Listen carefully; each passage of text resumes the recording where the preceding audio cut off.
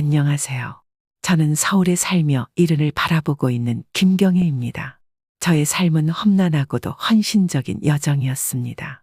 남편을 하루아침에 잃었을 때 저는 아들과 함께 세상을 버텨야 한다는 결심을 다지며 깊은 슬픔 속에서도 무너지지 않으려 애썼습니다. 그때부터 저에게는 아들이 삶의 전부이자 희망이었습니다. 남편을 잃은 아픔을 숨기고 경제적 어려움을 견디며 아들을 지키기 위해 직업에 구애받지 않고 일을 시작했습니다. 아들이 초등학교 저학년이던 시절부터 저는 낮에는 공장이나 시장에서 일을 했고 밤이 되면 작은 불에 의지해 부업으로 옷의 실밥을 정리하거나 인형 눈알 붙이기를 하며 밤을 지새우며 일하기도 했습니다. 어떤 때는 하루 두세 시간만 자며 일했던 날도 허다했습니다. 저는 힘들 때마다 아들을 위해서 라는 말을 가슴속에 새기며 버텼습니다. 따뜻한 가정을 만들어주고 싶었지만 경제적 현실은 저를 매일 새벽같이 일터로 나서게 했습니다. 어느 날은 심한 감기에도 일을 쉬지 않았고 손발이 부르트고 허리가 굽어도 저에게는 포기라는 선택이 없었습니다. 아들이 학교에서 필요한 학습 준비물이나 소풍 갈 때 필요한 간식까지도 챙겨주기 위해 허리띠를 졸라매며 절약했습니다. 비록 저는 오래된 옷을 입고 밥 한 끼도 간소하게 먹었지만 아들에게만큼은 부족함 없이 주고 싶었습니다. 저는 그렇게 온갖 고난 속에서도 굳은 의지로 아들을 키워냈습니다. 매일 밤 아들이 잠든 얼굴을 바라보며 오늘도 잘 버텼다고 스스로를 다독였습니다. 그런 저의 삶에는 희생과 사랑 그리고 불굴의 힘이 담겨 있습니다.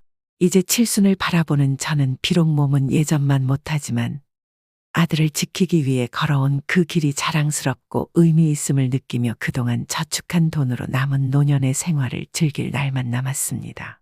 그 일이 있기 전까지는요. 하루는 추석 명절날 친척들이 모인 자리에서 큰형님은 장손의 결혼을 성대하게 치렀다며 집과 자동차까지 지원해줬다는 이야기가 오갔습니다. 평소 과시하는 걸 좋아하던 큰형님의 성격상 예상은 했지만 실제로 집이며 차까지 해줬다고 자랑하는 모습에 저는 놀란 표정으로 물었습니다. 형님, 아무리 아들이라도 그렇게 해주셔도 괜찮아요? 집이랑 차까지 해주고 나서 형님 집을 작은 평수로 옮긴 거라고 들었는데 이렇게까지 해야 해요? 그래도 우리 집 장손인데 이 정도는 해야지. 아들 결혼식은 한 번뿐인데 성대하게 해줘야 하지 않겠어? 그리고 애들 결혼 지원해줬다고 우리 집 작은 평수로 옮긴 건 아니야. 누가 그렇게 말해? 또 셋째 고모가 그렇게 말했어. 아니요, 셋째 고모가 그렇게 말한 건 아니고. 아니긴 뭐가 아니야. 셋째는 항상 그렇게 우리 집 뒷담화하는 것 같은데 앞으로도 또 그런 식으로 우리 집에 대해 말도 안 되는 소리 하면 나한테 바로 전화해서 알려줘. 알았지? 아, 네. 그런데 제 생각에도 애들한테 미리 이것저것 해줄 필요 있나 싶어서 말씀드린 거예요. 제 아들을 못 믿는 건 아니지만 저는 죽을 때까지 돈 꽉 쥐고 있다가 죽기 직전 자식들에게 물려주려고요. 요즘 자식들 너무 쉽게 보면 안 돼요. 저는 항상 돈이라는 것의 무서움에 대해 경계해 왔었습니다. 아무리 돈이 많고 부유한들 내 명의로 가지고 있어야만 자식들이 헛짓거리 못하고 강제로라도 자신에게 효도할 거란 생각을 했었던 거죠. 자수성가했던 가장 친했던 친구 혜미의 비참한 말년을 보고 나서 이런 마인드를 가지게 되었습니다. 혜미는 어릴 때부터 학교 교육보다는 살림 미천으로의 삶을 살아야만 했었습니다. 7남매 중 첫째였던 혜미는 초등학교만 겨우 졸업하고 중학교 진학은 하지도 못한 채 가족을 위해 돈을 벌어야만 했습니다. 하지만 이제 갓 초등학교를 졸업한 혜미가 밖에 나가서 무슨 일을 할 수 있었을까요? 결국 부모님과 함께 집안 농사일을 거둘 수밖에 없었죠.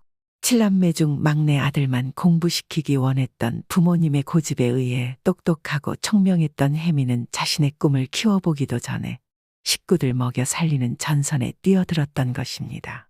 그렇게 20살이 되어 갈 때까지 농사 일과 집안 살림을 도맡아가며 동생들을 챙겼던 혜미는 성년이 되어감에 따라 자신의 인생을 위한 꿈을 꾸기 시작했습니다. 약 6년간 살림을 도맡아 했던 탓에 음식 솜씨만큼은 그 누구보다 자신 있었던 거죠.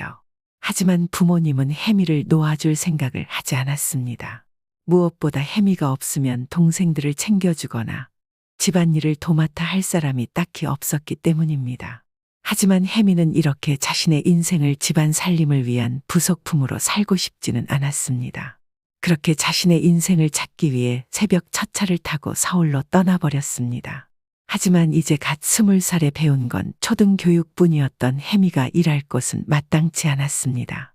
음식 만드는 것에 자신 있었던 혜미는 일단 여인숙 달방을 끊어놓은 채 무작정 동네 식당을 돌아다녔습니다. 어떤 반찬이든 7남매를 자신이 다 먹여 키웠다며 호언장담하며 식당 사장들에게 호소했지만 그 어떤 사장도 믿어주지 않았습니다.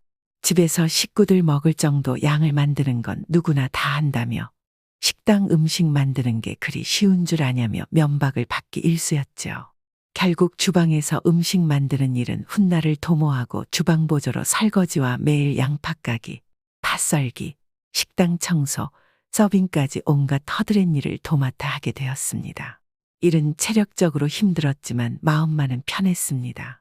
끝없이 집안 일만 해야 했던 자신의 미래가 보이지 않던 터널에서 벗어나 자신만의 삶을 위해 일한다는 것에 희망이 생겼기 때문입니다. 그렇게 10년의 시간을 사장부부와 함께 신뢰를 쌓아가며 함께했던 결과로 주위에서 누구나 칭찬하고 인정할 만한 맛집 백반집으로 성장할 수 있었습니다. 10년이란 시간을 함께하며 불평보다 항상 성실하고 적극적으로 일을 했던 혜미에게 점점 의지하고 신뢰를 쌓았던 사장 부부는 혜미를 후계자로 정하게 되었습니다. 그들 부부는 자식이 없어 나이가 들면 이 가게를 어떻게 처분해야 하는 고민이 있었는데 10년 전 갑자기 자신의 가게에 찾아와 초롱초롱한 눈을 하며 일을 하게 해달라던 혜미를 눈여겨봤던 것이지요. 그렇게 30대 초반의 혜미는 고향에서 살 때에는 상상도 할 수 없었던 자신만의 가게를 갖게 되었고 결혼을 하고 3명의 자식을 낳게 되었습니다. 혜미의 인생은 이제 완벽하게 행복한 일들만 남은 줄 알았습니다. 하지만 이게 무슨 일일까요? 농사 중에 자식 농사가 그렇게 혜미를 힘들게 하고 뒤통수를 치게 될 줄 누가 알았을까요? 혜미가 어렸을 때에는 갖고 싶은 게 있어도 갖지 못하고 항상 눈치만 봐야 했기에 혜미는 자식들에게 모든 걸 해주고 싶었습니다. 장난감을 사달라면 사주고 놀러 가자고 하면 놀러 가주고 학원을 보내달라면 보내주고 과외까지 모든 걸 다 해주었습니다. 이렇게 부족함 없이 하고 싶은 모든 것을 하며 자란 탓일까요? 3명의 자녀는 어느새 대학교를 졸업하고 취직을 해야 할 나이임에도 적극적이지 않았습니다. 3명 모두 언젠간 어머니가 가게를 자신에게 물려주지 않을까 하는 몹쓸 생각을 가지고 있었던 거죠. 혜미 역시 자신이 물려받았던 가게를 자식들에게 물려주고 싶었습니다. 그래서 3명의 자식들 모두 혜미의 가게에서 함께 일하며 능력을 길러주고 싶었습니다. 하지만 아닌 건 아닌 거죠. 평생을 어머니 그늘에서 하고 싶은 거 다 하고 놀면서도 어머니가 다 해결해 줬는데 무슨 근성으로 식당에서 양파 썰고 서빙하면서 바닥 물걸레질을 하겠습니까? 식탁을 닦아야 하는 물걸레도 몇 번씩 돌려 쓰다 보니 식탁은 항상 고춧가루며 찐득찐득한 상태였고 음식에는 머리카락이 들어가 몇 번씩 손님들에게 항의를 받아야 했습니다. 그럼에도 자식들은 사장놀이만 하고 싶었지 식당 운영을 위해 땀 흘리는 노동을 할 생각이 없었습니다. 계속된 손님들의 항의와 그로 인해 단골들까지 발길을 끊게 되자 식당 매출은 곤두박질을 쳤고 한 번 마음이 떠났던 손님들은 다시 돌아오지 않게 되었습니다. 결국 자식들에게 다 퍼주고 오냐오냐 키웠던 혜미는 가게 문을 닫을 수밖에 없었고 정신 못 차린 자식들은 서로 탓하기만 하며 가정은 풍비박산이 나버렸죠. 간간히 행복하게 자산 모으며 잘 살고 있다는 연락을 주고받던 혜미의 이런 상황을 알게 된 저는 자식들에게 퍼주기보다는 저를 위해 더 인생을 살아야겠다는 다짐을 하게 되었던 것입니다. 그 다짐으로 저는 자식에게 집안 재산에 대해 일절 말을 하지 않고 살아왔습니다. 어머니가 돈을 많이 벌어놨다는 것을 자식들이 알아서 좋을 게 하나도 없다고 생각했기 때문입니다. 그래서일까요? 하나 있는 아들이 대학을 들어가면서부터 자기 용돈은 알바를 해서 충당하겠다고 하는 모습에 흐뭇함을 느끼게 되었습니다. 가끔씩 저렇게 알바하는 시간에 용돈을 충분히 줘서 학교 공부에 열중해 학점을 더 잘 받게 하는 게 낫지 않을까 라는 생각도 했지만 하나의 작은 사회생활을 가르쳐 줄 수도 있겠다는 생각에 꾹 참고 지켜봐 왔습니다. 그렇게 저는 자식 교육을 정말 잘 시켰다고 자부해 왔습니다. 그래서 명절에 친척들이 모인 자리에서 큰형님이 장손에게 집과 차를 해줬다는 이야기를 들었을 때 저는 속으로 저렇게까지 해야 하나 하며 의아해했었던 거죠.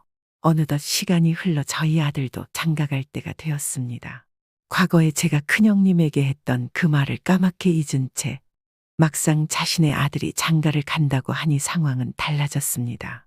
하나뿐인 아들의 결혼식이 점점 다가오면서 제 마음속에서는 큰형님을 흉봤던 기억이 점차 희미해지고 있었습니다. 하나뿐인 아들 남부럽지 않게 키웠고 아들의 성대한 결혼식이 곧 저희 성공을 뜻하는 것처럼 생각이 되었습니다. 그렇게 그녀도 아들을 위해 모든 것을 내어주고 싶은 마음이 커져갔습니다. 결혼식 당일 저는 호텔의 화려한 예식장을 보며 뿌듯한 마음이 들었습니다. 눈부시게 빛나는 아들과 며느리를 보며 그녀는 모든 걸 해준 보람을 느꼈습니다. 그러나 결혼식 중간 제 귀에 익숙한 목소리가 들렸습니다. 큰형님이 친척들과 뒤에서 수근거리고 있었습니다. 동서도 결국 다 해주는구먼. 그렇게 손에 꽉 쥐고 있다가 결국은 자식 앞에서 다 풀어버리네. 자기도 이럴 거면서 뭘 그렇게 현명한 엄마인 척 나한테 훈계질한 거야. 큰형님이 비아냥대는 말이 귓가에 맴돌았지만 이내 아들의 행복한 결혼 생활을 생각하며 신경 끄고 미소를 지었습니다. 넓고 좋은 집을 구해주고 가구와 인테리어도 신경 써서 아들 부부가 행복하게 살 수 있는 공간을 마련해 주었습니다. 처음에는 그저 결혼식만 성대하게 치러주면 된다고 생각했지만 준비를 하다 보니 집도 인테리어도 심지어 가전제품 하나하나까지 신경을 쓰게 되었습니다. 결혼식이 끝나고 몇 달 뒤 아들 재훈이가 저를 찾아왔습니다. 그가 타고 다니는 차가 불편하다는 불평을 하는 것이었죠. 나중에 아이도 태어날 것을 생각해 미리 큰 차로 바꿨으면 한다며 부탁을 하는 것이었습니다. 저는 이미 자신의 다짐을 잊고 살고 있었습니다. 모든 것을 아낌없이 아들에게 해주었지만 문제는 그 이후부터 시작되었습니다. 재훈이는 잘 다니던 철강 회사를 그만두고 사업을 하겠다고 찾아왔습니다. 아들 재훈이는 단순히 안정적인 직장에 머물기보다는 자신만의 사업을 통해 큰 성공을 거두고 싶다는 열망을 키워왔습니다.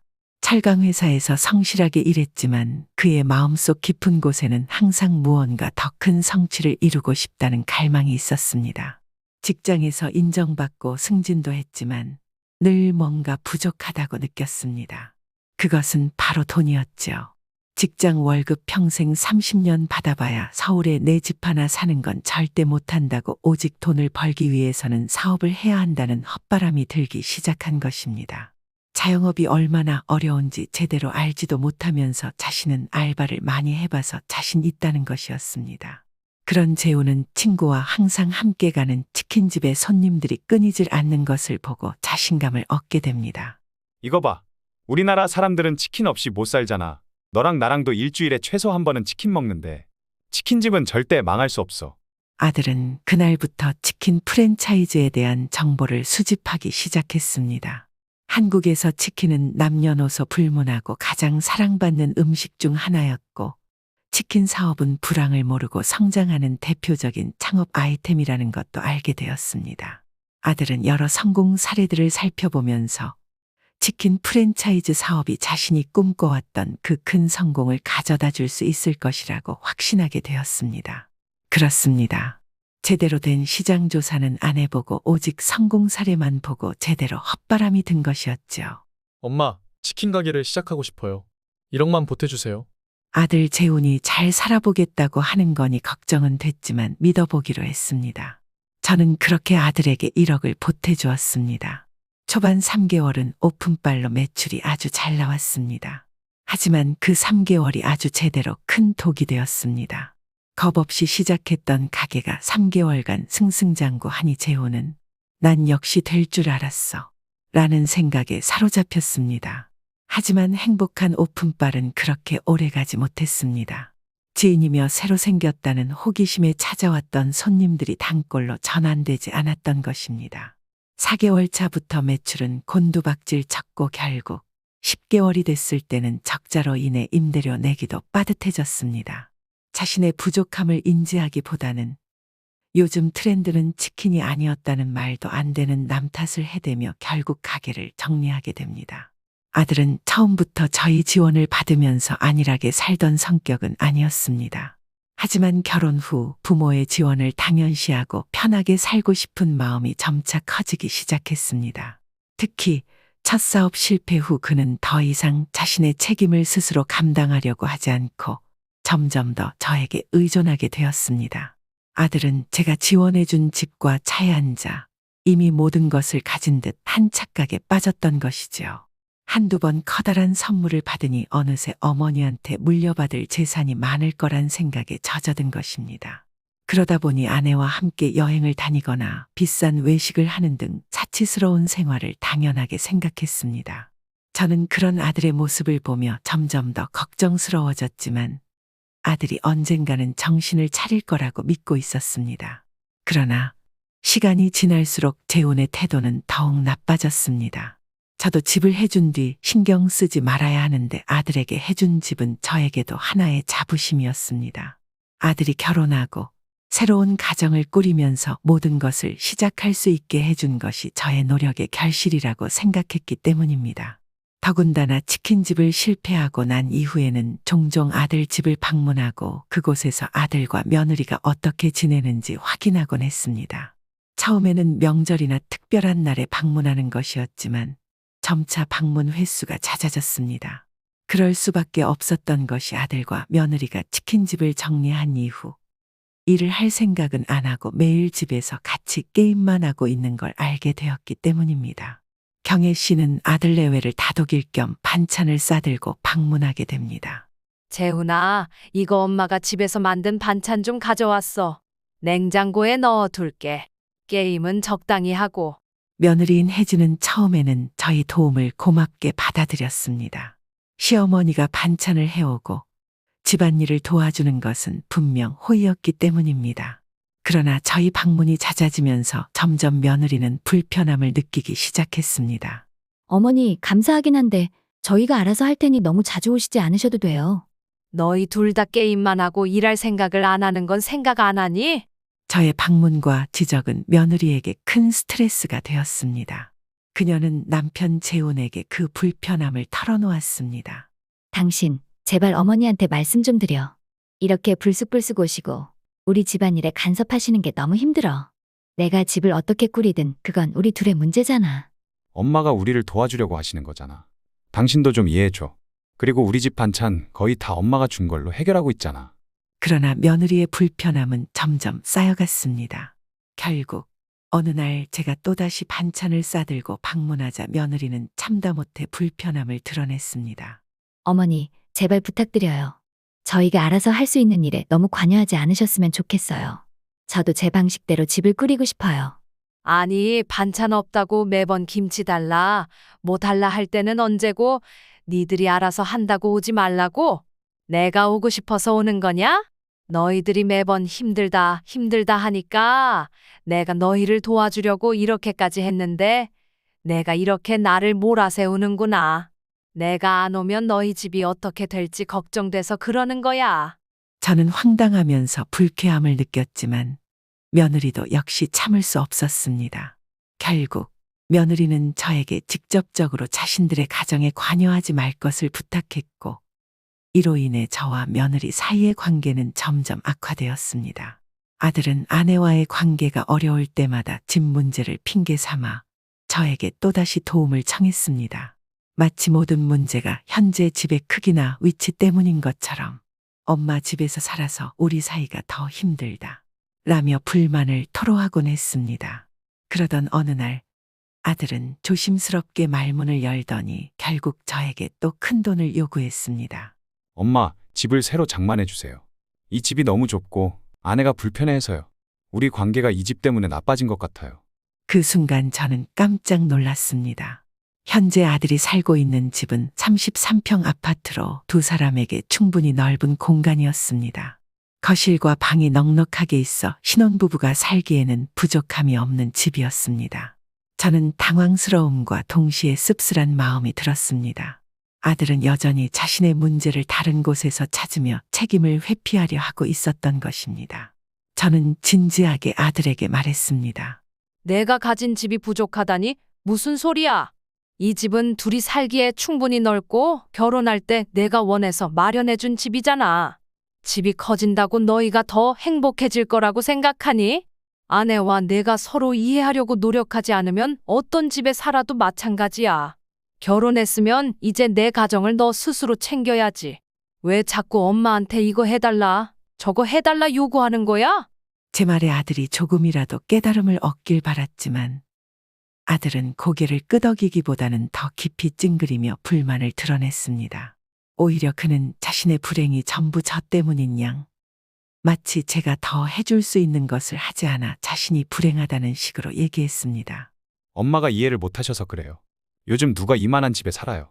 친구들도 다 넓은 집에서 잘 사는데 저희만 이렇게 좁고 불편하게 살아야 한다고요? 아들의 말은 제 가슴을 찌르는 듯했습니다. 저는 아들이 이제는 책임감 있는 남편이자 독립된 사람으로 성장하기를 바랐지만 여전히 제 도움에 의존하며 책임을 회피하는 모습에 실망감이 컸습니다. 저는 다시 한번 차분하게 아들에게 이야기했습니다. 아무리 넓은 집을 마련해준다고 해도 내가 책임감을 가지고 내 가정을 지켜야 하는 건 변하지 않아. 엄마가 언제까지 내 뒤를 봐줘야 하니? 결혼을 했다면 이제는 내가 스스로 해결할 수 있어야 해.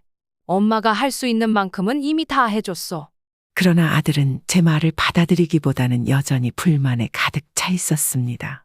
마치 그가 원하는 삶을 누리지 못한 것이 전부 저의 탓인 것처럼 행동하는 아들의 모습을 보며 저는 답답함과 동시에 안타까움이 밀려왔습니다. 그와 대화할수록 저에게 의지하면서도 저를 탓하는 아들의 태도는 변하지 않았고 저는 그를 위해 어디까지 해줄 수 있을지 그리고 어디서 멈춰야 할지 고민하게 되었습니다. 사실 재우는 사업 실패 이후에 끊임없이 다른 방법으로 빠르게 돈을 벌고 싶어 했습니다. 자신의 실패를 인정하고 싶지 않았기에 빠르게 성공하고 싶어 비트코인이나 주식 같은 고위험 투자에 계속 손을 대기 시작했고 그럴 때마다 큰 손실을 봤지만 저에게 금방 돈이 나올 거라며 말을 얼버무렸습니다. 엄마, 이번에는 정말 기회래요. 친구가 말했는데 거의 100% 성공이래요. 이번에만 좀 더 투자하게 돈을 빌려주면 그 이익금으로 모두 갚을 수 있어요. 너 사업 정리하면서 남은 돈은 어떻게 하고 나한테 와서 또 돈 얘기를 하는 거니? 그게 사실은 사업을 정리하고 남은 생활비를 좀 더 늘려볼 생각으로 비트코인을 시작했는데 그게 마이너스 90%가 됐어요. 지금 생활비는 물론 관리비를 낼 돈조차도 없어서요. 조금만 도와주시면 안 될까요? 뭐라고? 너는 지금 생각이 있는 거니? 없는 거니? 너가 편하게 살기를 바라는 마음에 집도 해주고 차도 바꿔주고 잘 살아보겠다며? 잘 다니던 회사도 그만두고 사업하겠다고 했을 때도 널 응원했다. 근데 결국은 또 나를 찾아와서 한다는 말이 돈을 달라고? 돈을 달라는 게 아니라 빌려주시면 제가 급한 불만 끄고 갚을게요. 죄송해요, 엄마. 그 말을 들은 저는 점점 지쳐갔습니다. 엄마를 ATM 기계로 하는 건가? 라는 생각에 화가 난 저는 결단을 내렸습니다. 이대로는 안 되겠다. 너 지금 살고 있는 집에서 당장 나가거라. 그 집은 내 명의가 아니야. 내 명의였고 너가 이 집에서 나가 며느리랑 단칸방을 살든 월세를 살든 알아서 살아. 저는 재혼을 내쫓고 단호하게 문을 닫았습니다. 아들은 설마 별일 있겠어? 라는 생각을 했겠지만 다음날 부동산은 아들에게 전화했습니다. 정말로 제가 부동산에 집을 급매로 내놓았고 집을 구경하러 오고 싶다는 내용이었습니다. 아, 잠시만요. 잠시 착오가 있는 것 같은데요. 제가 어머니랑 통화하고 다시 연락드릴게요. 그제서야 제가 정말로 화가 났다는 것을 인지하고 불이 나게 어머니 집으로 달려갔습니다. 아들은 일주일 내내 찾아와 문을 두드리고 전화했지만 저는 눈 하나 깜짝하지 않았습니다. 결국 아들의 버릇을 제대로 고치기 위해 말도 안 되게 싼 가격으로 금매로 내놓은 아파트는 내놓은 지 보름 만에 팔려버렸습니다. 하루아침에 길바닥으로 쫓겨나게 된 아들 부부는 그제서야 상황의 심각성을 알게 되었고 저희 집 앞에 찾아와 빌고 또 빌었습니다. 엎친 데 덮친 격일까요? 아들 재훈의 핸드폰으로 은행에서 문자가 하나 왔습니다. 갖은 세금 체납으로 인해 모든 은행 계좌 압류 문자였습니다. 눈앞이 캄캄해진 재훈 씨는 4일 동안 저희 집 문 앞에서 꼼짝하지 않고 빌고 또 빌었습니다. 엄마, 제발 잘못했어요. 이번 한 번만 도와주세요. 통장이 다 압류돼서 생활이 안 돼요. 저는 그제서야 아들을 도울 결심을 했지만 단순한 도움으로 끝내지는 않기로 마음먹었습니다. 좋아, 그럼 각서 써. 월세 보증금은 빌려줄 테니 내가 땀 흘려번 돈으로 월급을 100만 원을 받던 200만 원을 받던 매달 50만 원씩 갚아. 그게 내가 도와주는 조건이야. 알겠니? 아들은 낮에는 쿠팡 배송, 밤에는 대리운전을 하며 매달 50만 원씩 저에게 갚기 시작했습니다. 1년 동안 꾸준히 돈을 갚아온 아들은 점점 정신을 차리기 시작했습니다. 그러던 중 아들과 며느리에게서 아이가 생겼다는 소식을 들었습니다. 저는 손주의 소식을 듣고 마음이 약해졌습니다. 하지만 저는 여전히 단호하게 행동했습니다. 아이도 생겼으니 이제 책임감을 가지고 더욱 열심히 살 거라고 보마. 하지만 내가 늙어 죽을 때까지 너에게 내 재산을 나눠주는 일은 없을 거야. 너에게 쉽게 주는 일은 없어. 내가 죽고 난 뒤에 내가 내 인생을 제대로 살 수 있다면 그때 물려줄 거야. 아들이 자동차 영업직에 취직하면서부터 그의 삶은 이전과는 확연히 달라졌습니다. 매일 아침 일찍 일어나 출근 준비를 하고 하루 종일 고객들을 만나며 자신의 목표를 이루기 위해 노력하는 모습이 전보다 성숙해 보였습니다. 처음에는 영업이라는 일이 낯설고 어려웠겠지만 시간이 지나면서 아들은 자신이 이룬 성과에 대한 성취감을 느끼기 시작했습니다. 매달 작은 성과가 쌓일 때마다 자신감이 붙었고 더 나은 미래를 위해 끊임없이 노력하는 모습을 보였습니다. 명절이 다가올 때쯤 아들은 그간 받은 월급에서 조금이라도 떼어 작은 용돈을 보내왔습니다. 그것이 큰 금액은 아니었지만 부모를 생각하는 마음과 스스로의 경제적 책임감을 보여주기에는 충분했습니다. 저는 그 용돈을 받으면서 아들이 단지 철없이 부모에게 의지하던 모습에서 벗어나 이제는 어른으로서 자신의 역할을 다하고 있다는 것을 느꼈습니다. 과거에는 아들에게서 찾아볼 수 없었던 책임감과 배려가 보였고 저 또한 마음 깊이 안도와 뿌듯함을 느꼈습니다. 아들과의 관계도 서서히 변화하기 시작했습니다. 이전에는 종종 갈등이 생기곤 했지만 이제는 서로를 이해하려는 노력이 보였고 자연스럽게 가족으로서의 유대감이 더 단단해졌습니다. 아들도 이제는 저희 충고와 조언을 가볍게 흘려듣지 않고 진지하게 받아들이며 자신의 삶에 적용하려고 노력했습니다. 저 또한 아들을 더 깊이 이해하려고 노력했고 덕분에 우리 가족의 관계는 새로운 단계로 접어들었습니다. 이제는 아들과 제가 서로에게 의지할 수 있는 존재가 되었고 그간의 갈등과 고통이 헛되지 않았음을 깨달았습니다. 서로가 서로를 성장시키며 진정한 가족으로 거듭나고 있는 지금 우리는 새로운 시작을 앞두고 있었습니다.